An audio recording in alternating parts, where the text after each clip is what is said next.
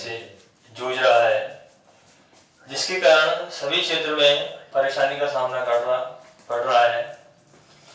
ऐसे में शिक्षा के क्षेत्र में स्टूडेंट्स को काफ़ी हानि हो रही है, जिसके कारण उनकी पढ़ाई बाधित हो रही है।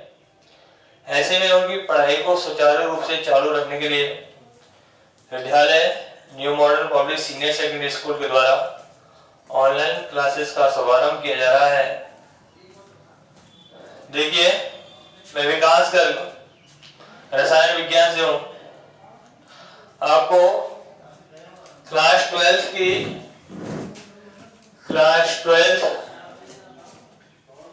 जो केमिस्ट्री की बुक है उसके बारे में बताता हूँ। देखिए, क्लास 12 में केमिस्ट्री में कुल जो टोटल चैप्टर हैं, टोटल चैप्टर की जो संख्या है वो 17 है। अब ये 17 जो चैप्टर हैं ये 3 भागों में डिवाइड है, जिनमें से चैप्टर फर्स्ट से लेकर 5 तक के जो चैप्टर हैं ये फिजिकल केमिस्ट्री से बिलोंग करते हैं। उसके बाद चैप्टर 6 से लेके 9 तक के जो चैप्टर हैं ये इनऑर्गेनिक केमिस्ट्री से बिलोंग करते हैं। इनऑर्गेनिक केमिस्ट्री से आते हैं ये। उसके बाद चैप्टर 10 से लेकर 17 तक के जो चैप्टर हैं वो ऑर्गेनिक केमिस्ट्री से बिलोंग करते हैं। रसायन विज्ञान जो 12th की आपकी बुक है उसमें टोटल चैप्टर की संख्या 17 है, जिसमें 17 जो चैप्टर्स हैं उनको 3 भागों में डिवाइड किया गया है। चैप्टर 1 से लेके 5 तक के जो चैप्टर है वो फिजिकल केमिस्ट्री से है। चैप्टर 6 से लेके 9 तक के जो चैप्टर हैं वो इनऑर्गेनिक केमिस्ट्री से हैं। और चैप्टर 10 से लेकर 17 तक के जो चैप्टर हैं वो ऑर्गेनिक केमिस्ट्री से बिलोंग करते हैं। अब थोड़ा एक बात तो बता दूं यहाँ पे आपको मैं, आपके चैप्टर फर्स्ट से लेकर 5 तक के जो टोटल 5 चैप्टर हैं जो कि फिजिकल केमिस्ट्री से हैं, इनकी टोटल जो मार्किंग है, इनकी टोटल जो मार्क्स है वो 18 नंबर के पार्ट है। ये 1 से लेके 5 तक के जो पार्ट है। उसके बाद चैप्टर 6 से लेके 9 तक 6, 7, 8, 9 ये 4 जो चैप्टर हैं इनऑर्गेनिक केमिस्ट्री से हैं। इनकी जो मार्किंग है, यानी कि ये 4 पार्ट जो है ये टोटल 12 नंबर के पार्ट है। उसके बाद देखिए लास्ट में चैप्टर 10 से लेकर 17 तक के जो चैप्टर हैं वो ऑर्गेनिक केमिस्ट्री से बिलोंग करते हैं। और ये जो टोटल 10 से लेकर 17 तक के जो चैप्टर हैं, टोटल 8 चैप्टर होते हैं, इनकी जो मार्किंग है, इनकी जो मार्क्स है वो है 26। यानी कि 18 + 12 + 26 इन तीनों को ऐड करने पर 56 बनते हैं। यानी आपका जो थ्योरेटिकल बेस है वो 56 नंबर का है, 56 नंबर का है। उसके बाद ये थ्योरेटिकल है, उसके बाद 30 नंबर का आपका प्रैक्टिकल है। उसके बाद 14 नंबर के आपके सेशन मार्क्स हैं। इस प्रकार ये नंबर होते हैं कंप्लीट 100। तो आपको केवल 56 नंबर का मैटर पढ़ना है यहाँ पे, जिसमें सबसे अधिक वेटेज दिया गया है ऑर्गेनिक केमिस्ट्री को, जो कि 26 नंबर की है। ये मैंने आपको थोड़ा बहुत यहाँ बताया है। अब देखिए, मैं आपको एक टॉपिक बताने का प्रयास करता हूँ जो कि ऑर्गेनिक केमिस्ट्री से है।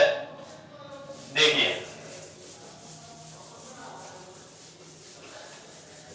यहाँ मैं एक टॉपिक ले रहा हूँ आपके सामने ऑर्गेनिक केमिस्ट्री से। ऑर्गेनिक केमिस्ट्री से है ये, जिसका नाम है बहुलक। इसे पॉलीमर भी कहते हैं।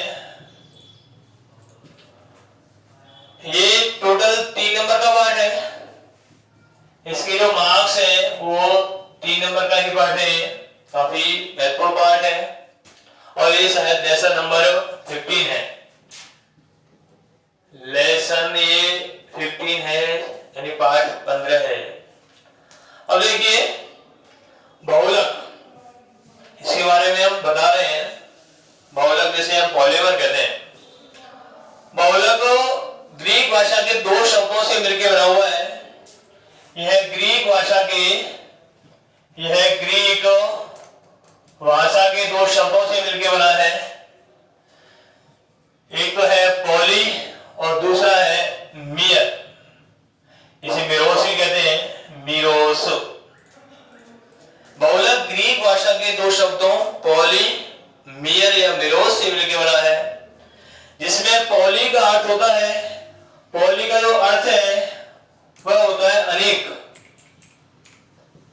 अनेक या बहुत से होता है, बहुत। और मिरोस या मियर का जो अर्थ होता है वो यूनिट से होता है। इसका अर्थ होता है यूनिट से होता है, यानी कि इकाई से होता है। यानी कि पॉलीमर शब्द का जो शाब्दिक अर्थ होता है वह अनेक इकाइयों या बहुत इकाइयों से होता है। देखिए अभी बताया था मैंने आपको, पॉलीमर का शाब्दिक अर्थ होता है, इसका शाब्दिक अर्थ है, इसका शाब्दिक अर्थ है अनेक इकाइयां, अनेक इकाइयां या बहुत इकाइयों से होता है।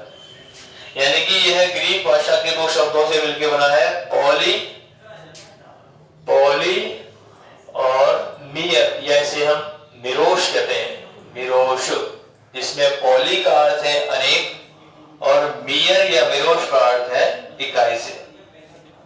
अब देखिए पॉलीमर, पॉलीमर को बृहद अणु भी कहा जाता है, इसे बृहद अणु भी कहा जाता है। और सामान्य भाषा में इसे प्लास्टिक भी कहते हैं। सामान्य भाषा में इसे प्लास्टिक भी कहा जाता है, जिसका दैनिक जीवन में बहुत उपयोग होता है। यानी कि बहुलक एक ऐसा पदार्थ है जिसका दैनिक जीवन में बहुत ही उपयोग होता है। अब बात करते हैं इसकी परिभाषा के बारे में। इसकी परिभाषा क्या होती है? देखिए बहुलक की परिभाषा, बहुलक की परिभाषा, बहुलक की परिभाषा होती है ऐसे पदार्थ जिनका अणुभार 10,000 या 10,000 से अधिक होता है, जो कि एक जटिल अणु होते हैं और सरल अणुओं से मिलकर बने होते हैं, बहुलक कहलाते हैं। यानी इनका अणुभार जो होता है, इनका अणुभार 10,000 या इससे अधिक होता है। इनका जो मॉलिक्यूलर वेट होता है वह 10,000 या 10,000 से अधिक होता है। और यह जटिल अणु होते हैं, जटिल अणु होते हैं जो कि सरल अणुओं से मिलकर बने होते हैं, सरल अणु से मिलकर बने होते हैं, बहुलक कहलाते हैं। क्या कहलाते हैं? बहुलक। दोबारा सुनिए परिभाषा को, ऐसे पदार्थ जिनका अणुभार 10,000 या 10,000 से अधिक होता है, जो कि जटिल अणु होते हैं और यह सरल अणु से मिलकर बने हुए होते हैं, ये बहुलक कहलाता है। ये परिभाषा दी थी स्टाउडिंजर ने। स्टाउडिंजर एक साइंटिस्ट है, इनके अनुसार ये परिभाषा है जो कि 1920 में दी गई थी। स्टाउडिंजर ने दी थी ये परिभाषा 1920 में दी थी। ऐसे पदार्थ जिनका अणुभार 10,000 या इससे अधिक होता है, जटिल अणु होते हैं जो कि सरल अणु से मिलकर बने हुए होते हैं। अब बात देखिए, ये तो हो गया एक बहुलक के बारे में, यानी पॉलीमर के बारे में। अब बात करता हूं मैं एकलक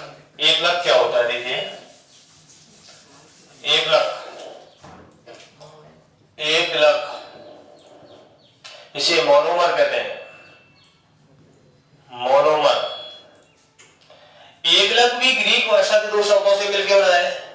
दो ग्रीक वर्ड है इसमें भी, मोनो और मियर या मिरोश, जिसमें मोनो का अर्थ आप जानते हैं एक से होता है, एक से होता है मोनो का अर्थ, और मियर या मिरोश का अर्थ होता है इकाई से, यानी कि एक इकाई। एकलक का जो शाब्दिक अर्थ होता है, इसका जो शाब्दिक अर्थ होता है वह एक इकाई से होता है, यानी कि एकलक इकाइयों की पुनरावृत्ति से बहुलक का निर्माण होता है। एकलक इकाइयों की बार बार पुनरावृत्ति होती है, जिसके फलस्वरूप इसका निर्माण होता है, बहुलक का निर्माण होता है। एकलक इकाई की इकाइयों की पुनरावृत्ति से बहुलक बनता है, बहुलक बनता है, यानी कि एकलक इकाइयों की बार बार पुनरावृत्ति होती है, जिसके फलस्वरूप वे इकाइयां आपस में जुड़ती जाती हैं और अपने को एक पदार्थ प्राप्त होता है, जिसका नाम होता है बहुलक। ये इसे कहते हैं पॉलीमर। अब क्वेश्चन उठता है कि बहुलक की सबसे सरलतम और न्यूनतम इकाई कौन सी होती है। कई बार क्वेश्चन आया भी है बोर्ड में, बहुलक की सबसे सरलतम तथा निम्नतम इकाई को क्या कहा जाता है। बहुलक की सबसे सरलतम और निम्नतम इकाई होती है एकलक। अभी बताया था मैंने, जिसे मोनोमर कहते हैं, मोनोमर। ये क्वेश्चन कई बार पूछा गया है बोर्ड में, ये वाला क्वेश्चन, बहुलक की सबसे सरलतम तथा न्यूनतम इकाई क्या होती है। आंसर क्या है इसका, एकलक। आगे देखिए, एकलक इकाइयों की पुनरावृत्ति से बहुलक बनने की जो प्रक्रिया होती है, एकलक इकाइयों की पुनरावृत्ति से बहुलक बनने की जो प्रक्रिया होती है, बहुलक बनने की प्रक्रिया, बहुलक बनने की प्रक्रिया जो होती है उसे बहुलकीकरण या इसे बहुलीकरण भी कहा जा सकता है, बहुलीकरण भी कहा जा सकता है, जिसे कहते हैं इंग्लिश में पॉलीमेराइजेशन, पॉलीमेराइजेशन। देखिए दोनों ही क्वेश्चन मोस्ट है, एक बार बोर्ड में पूछे गए हैं। बहुलक की सबसे सरलतम तथा न्यूनतम इकाई क्या होती है, एकलक। और उसके बाद एकलक इकाइयों की पुनरावृत्ति से बहुलक बनता है, और बहुलक बनने की जो प्रक्रिया होती है, जो प्रोसेस होता है, उसे कहते हैं बहुलकीकरण या बहुलीकरण, जिसे कहते हैं पॉलीमेराइजेशन। यानी कि दोनों ही क्वेश्चन, ये तो क्वेश्चन कई बार पूछा गया है बोर्ड में और ये भी पूछा गया है। अब देखिए बात करते हैं हम कि बहुलक के एक दो एग्जांपल की, एग्जांपल क्या होते हैं इसके। देखिए बहुलक के उदाहरण, बहुलक के उदाहरण। पहला उदाहरण देखिए, पहला उदाहरण लिया मैंने CH2 डबल बॉन्ड CH2, जिसे हम एथीन कहते हैं, ये एथीन है। इसकी एन इकाई को मैं काम में ले रहा हूं यहाँ। अब एन का मतलब बताऊंगा क्या होता है। यहाँ एन की जो वैल्यू है वो 1 से लेकर n तक कुछ भी हो सकती है, n बराबर। यहाँ n है बहुलक में प्रयुक्त होने वाली एकलक इकाइयों की संख्या, बहुलक में प्रयुक्त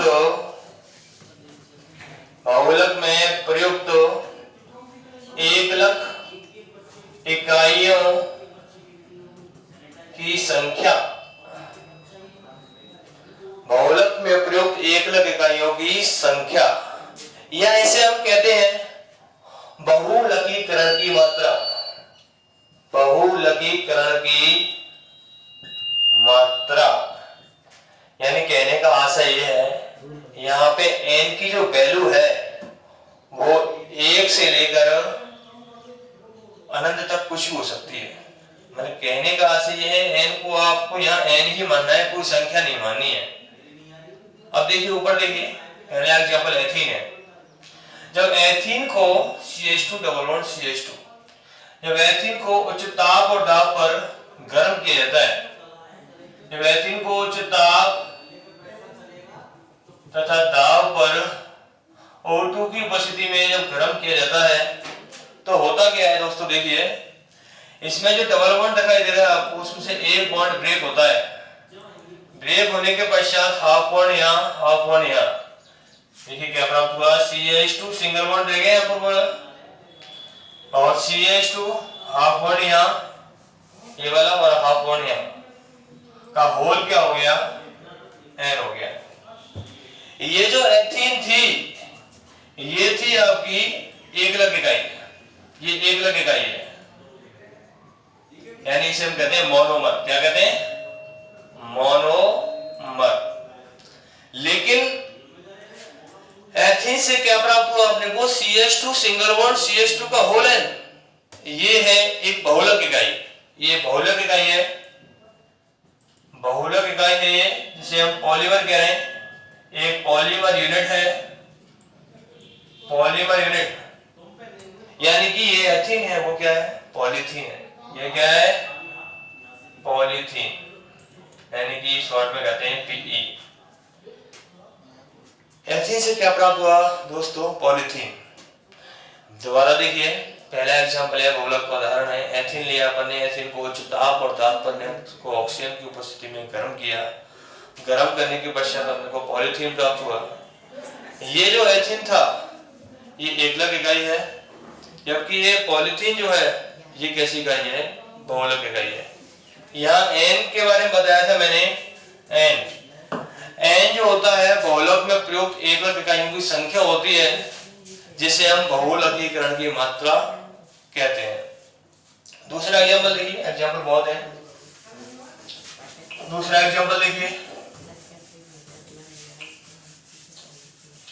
एग्जांपल 2 देखिए, एग्जांपल नंबर 2। दूसरा एग्जांपल देखिए, जैसे बात करते हैं हम स्टायरीन की।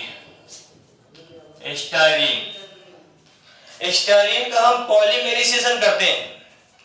स्टायरीन को जो हम गर्म करते हैं, इसका जब पॉलीमेराइजेशन करते हैं, पॉलीमेराइजेशन करते हैं तो अपने को प्राप्त होती है पॉलीस्टायरीन। पॉलीस्टायरीन यानी कि स्टायरीन से प्राप्त हुआ पॉलीस्टायरीन। स्टायरीन एक मोनोमर है और ये क्या है, पॉलीमर है। स्टायरीन को अपन वाइनिल बेंजीन भी कहते हैं। स्टायरीन को हम वाइनिल बेंजीन भी कहते हैं। इसका संरचना सूत्र मैं बताऊंगा अभी आपको, वाइनिल ग्रुप क्या होता है। देखिए यहाँ पे ये जो ग्रुप होता है वाइनिल, वाइनिल का संरचना सूत्र इस प्रकार से होता है, CH2 डबल बॉन्ड CH और इसके यहाँ फ्री वैलेंसी होती है, यहाँ पे कोई सा भी समूह जुड़ सकता है। ये वाइनिल का संरचना सूत्र है। एक बार बोर्ड में पूछा भी गया था कि वाइनिल का संरचना सूत्र बताइए, तो ये एक बार आ भी चुका है बोर्ड में। ये वाइनिल का एक संरचना सूत्र है। वाइनिल को हम एथेनिल भी कहते हैं। वाइनिल को क्या कहते हैं बच्चों, एथेनिल भी कहते हैं।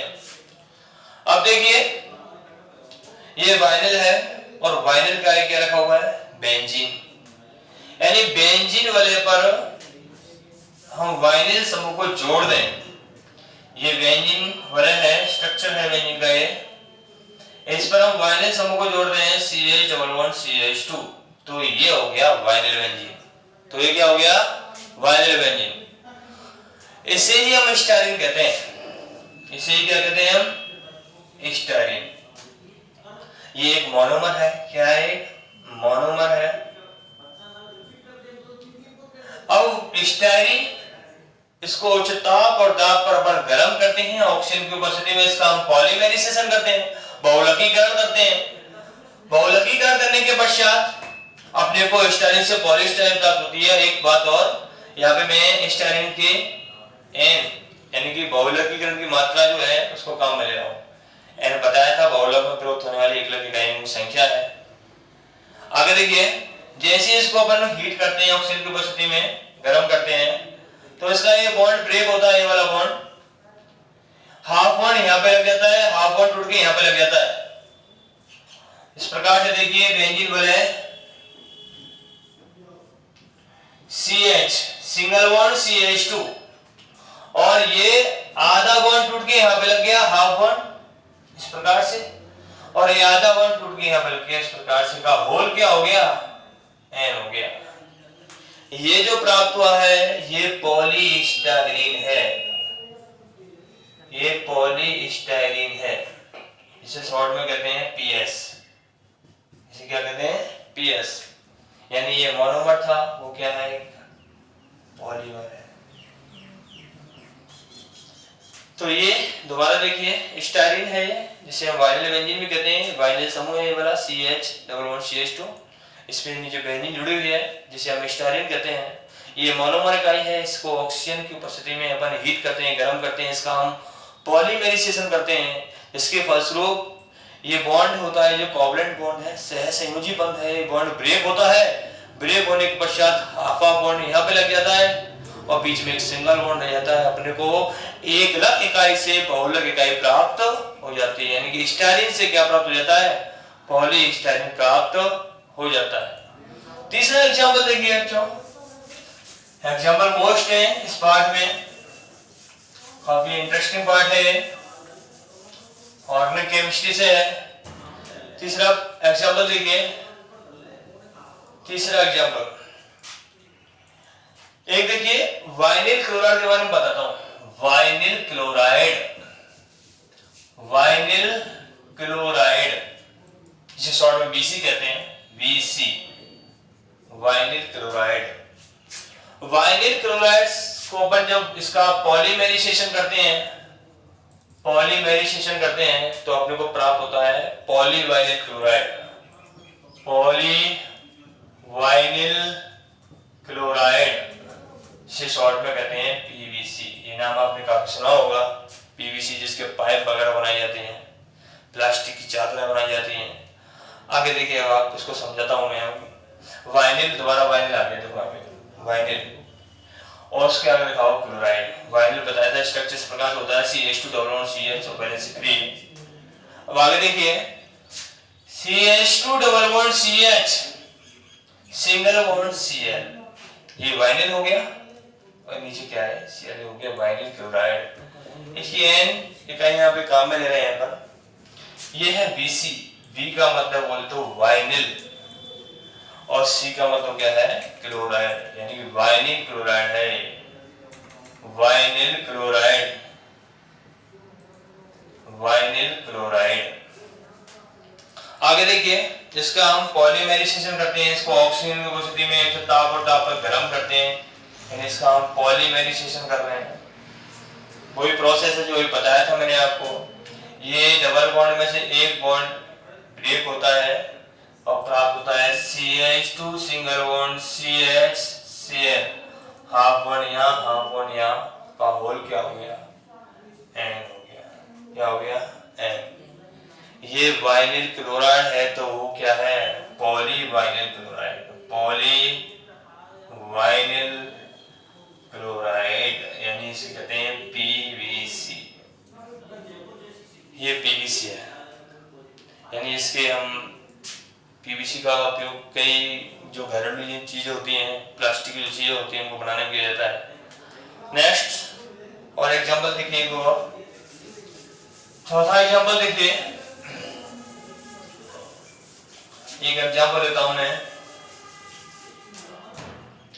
चौथा एग्जांपल देखिए, एक्रिलोनाइट्राइल, एक्रिलोनाइट्राइल, एक्रिलोनाइट्राइल, इसे शॉर्ट में कहते हैं AN। क्या कहते हैं इसको, AN। इसका एक नाम और है, इसे वाइनिल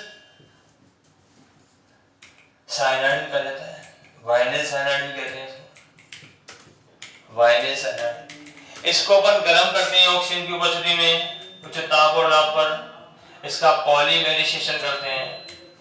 जब इसका पॉलीमेराइजेशन किया जाता है तो अपने को प्राप्त होता है poly acrylo nitrile poly acrylo nitrile. अब देखिए एक रिएक्शन के थ्रू मैं इसको समझाने का प्रयास करता हूँ। AN जिसे कह रहे हैं एक्रिलो नाइट्राइल, इसका दूसरा नाम वाइनिल साइनाइड भी है। CH2 double bond CH single bond CN, ये वाइनिल, ये CN साइनाइड, जिसे हम एक्रिलो नाइट्राइल भी कहते हैं। यहाँ इसकी मैं AN का ही काम में ले रहा हूँ। इसे शॉर्ट में कहते हैं AN, जो कि एक मोनोमर है। क्या है? मोनोमर। इसे अपन O2 की उपस्थिति में ताप और दाब पर इसका हम पॉलीमराइजेशन करते हैं। पॉलीमराइजेशन करने पर इसमें डबल बॉन्ड में से एक बॉन्ड ब्रेक होके दोनों साइड हाफ बॉन्ड लग जाता है। प्राप्त होता है half CH2 single bond CH single bond CN, half bond का होल क्या हो गया? N। ये हो गया सर आपका पॉली एक्रिलो नाइट्राइल, जो कि एक पॉलीमर है। क्या है? पॉलीमर है, इसे कहते हैं पॉली एक्रिलो नाइट्राइल। ये रहा पॉली एक्रिलो नाइट्राइल। इसके और नाम भी हैं, इसको ऑर्लोन भी कहते हैं। ऑर्लोन, इसे ऑर्लोन भी कहते हैं, इसे एक्विलन भी कहते हैं। एक्विलन भी कहा जाता है। तो ये थे बहुलक के कुछ एग्जाम्पल, मैंने आपको बताए, 3-4 एग्जाम्पल थे। अब बात करते हैं बहुलक के वर्गीकरण के बारे में कि बहुलक का वर्गीकरण किस प्रकार से होता है। Classification of polymer. देखिए बहुलक का वर्गीकरण, नेक्स्ट टॉपिक की ओर चलते हैं। बहुलक का वर्गीकरण, क्लासिफिकेशन ऑफ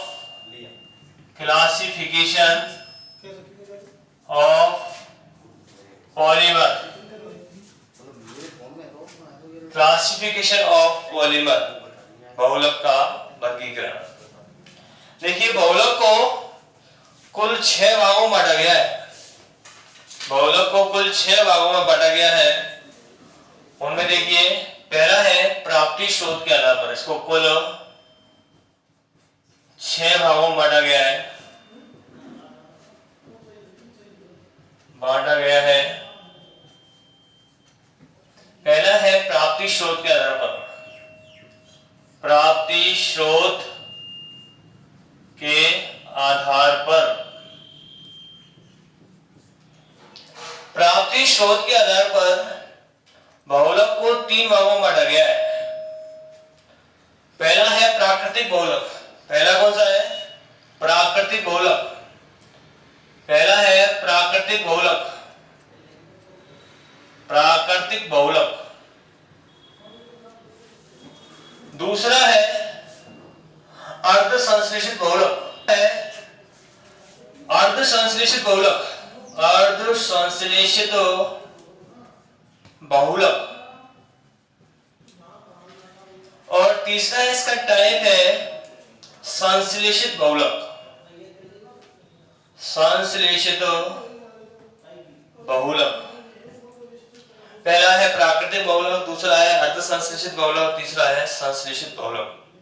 यानी मैंने अभी बताया था बहुलक का वर्गीकरण है। बहुलक को कुल 6 भागों में बांटा गया है। पहला है इसका क्लासिफिकेशन है प्राप्ति स्रोत के आधार पर, जिसमें प्राप्ति स्रोत के आधार पर बहुलक को 3 भागों में बांटा गया है। प्राकृतिक बहुलक नेचुरल पॉलीमर, अर्ध संश्लेषित बहुलक सेमी सिंथेटिक पॉलीमर, संश्लेषित बहुलक सिंथेटिक पॉलीमर।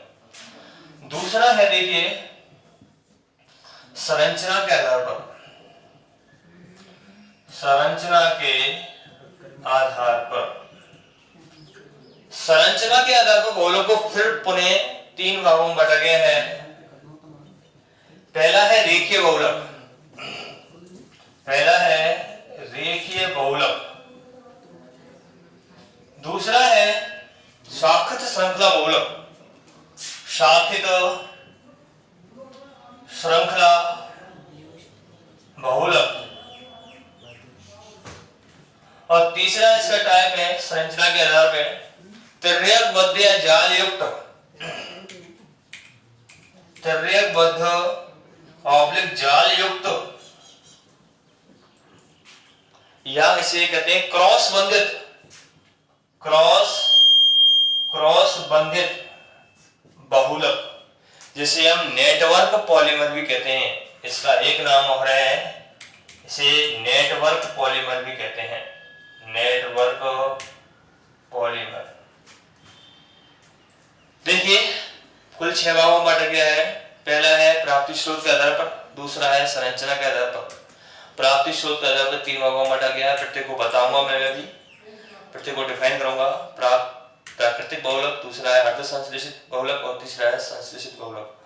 संरचना के आधार पर बहुलक को फिर 3 भागों में बांटा गया है। पहला है रेखीय बहुलक लाइनर पॉलीमर, दूसरा है शाखित श्रृंखला बहुलक ब्रांचेड चेन पॉलीमर, तीसरा है क्रॉस लिंक्ड यानी तिर्यकबद्ध या जाल युक्त या क्रॉस बंधित, इसका एक नाम हो रहा है नेटवर्क पॉलीमर। बात करते हैं, बताया था अभी 6 में से 2 मैंने आपको बता दिए, तीसरे की बात करते हैं। तीसरा जो क्लासिफिकेशन है वो संघटक या एकलक इकाइयों के आधार पर है। तीसरा जो क्लासिफिकेशन है वो संघटक या एकलक इकाइयों के आधार पर है। संघटक ऑब्लिक एकलक इकाई के आधार पर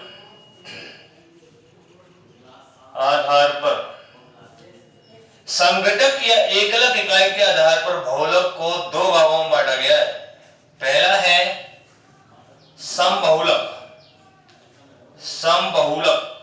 जिसे कहते हैं होमो पॉलीमर, होमो का मतलब समान से होता है। और दूसरा है इसमें विषम, जिसको हम एक नाम और से जानते हैं सहबहुलक। देखिए एक है होमोपॉलीमर और दूसरा है हेटेरोपॉलीमर। एक है समबहुलक और दूसरा है विषम बहुलक, दोनों को हम बाद में समझेंगे अभी। उसके बाद देखिए चौथा जो क्लासिफिकेशन है वो इस प्रकार से है। चौथा क्लासिफिकेशन है आणविक बलों के आधार पर, आणविक बलों के आधार पर, आणविक बलों के आधार पर, आणविक बलों के आधार पर बहुलक को 2 भागों में बांटा गया है। एक है प्रत्यास्थ बहुलक, प्रत्यास्थ बहुलक, पहला है प्रत्यास्थ बहुलक,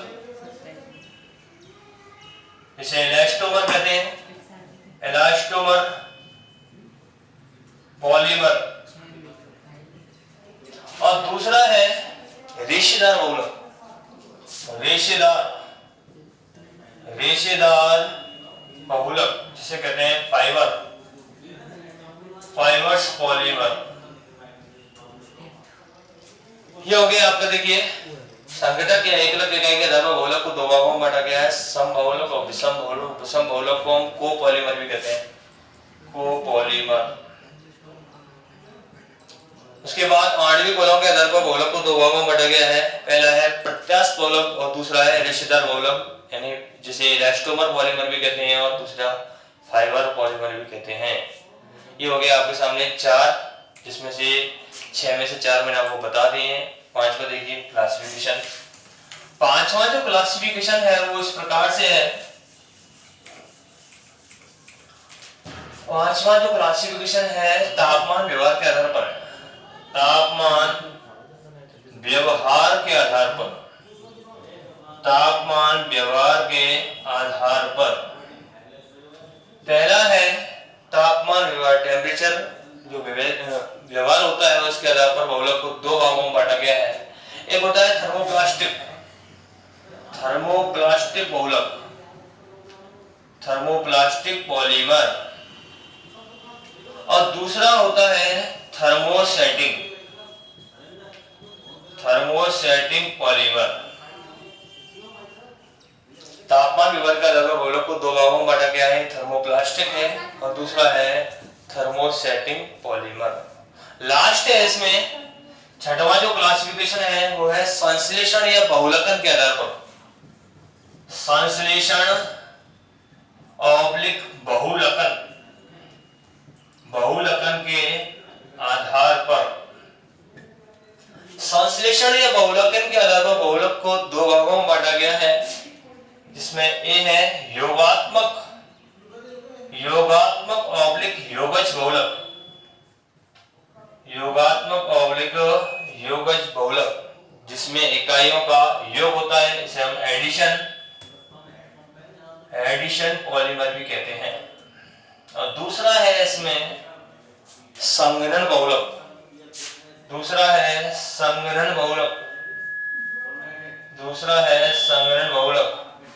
इसे कहते हैं कंडेंसेशन पॉलीमर, यानी कि इसमें छोटी इकाइयों का निष्कासन होता है, छोटे अणु निकलते हैं, जैसे जल है या फिर HCl है या फिर OH है आदि का निष्कासन होता है। बताएंगे इसको आगे डिटेल से बताएंगे। देखिए टोटल 6 भागों में हमने इसको बांट दिया है। पहला था प्राप्ति स्रोत के आधार पर, दूसरा था संरचना के आधार पर, तीसरा था संघटक या एकलक इकाइयों के आधार पर, चौथा था आणविक बलों के आधार पर, पांचवा था तापमान व्यवहार के आधार पर, छठवां था संश्लेषण या बहुलकन के आधार पर। अब प्रत्येक को मैं समझाने का प्रयास करता हूं। मैंने पहले आपको बताया था अभी कुछ दिन पहले 6 वर्गीकरण में से पहला जो वर्गीकरण था वो इस प्रकार से था, प्राप्ति स्रोत के आधार पर था, प्राप्ति स्रोत के आधार पर बताया था अभी मैंने आपको कुछ दिन पहले। इसको 3 भागों में बांटा गया है। देखिए भाई दोस्तों, टोटल में आपको 6 भाग बता दिए। बहुलक का वर्गीकरण 6 टाइप से होता है, ये मैंने आपको बता दिया है। अब प्रत्येक जो डिटेल है इसको मैं कल नेक्स्ट क्लास में पढ़ाऊंगा, प्रत्येक को डिटेल से समझाऊंगा किस प्रकार से ये बहुलक होते हैं। ठीक, तब तक आप घर बैठे सेफ रहिए, सुरक्षित रहिए, आराम से पढ़ाई कीजिए। और कोई भी आपको दिक्कत हो तो कमेंट कर दिया करो, कोई भी परेशानी हो कमेंट कर दें, अपने चैनल को सब्सक्राइब कर दें। ओके।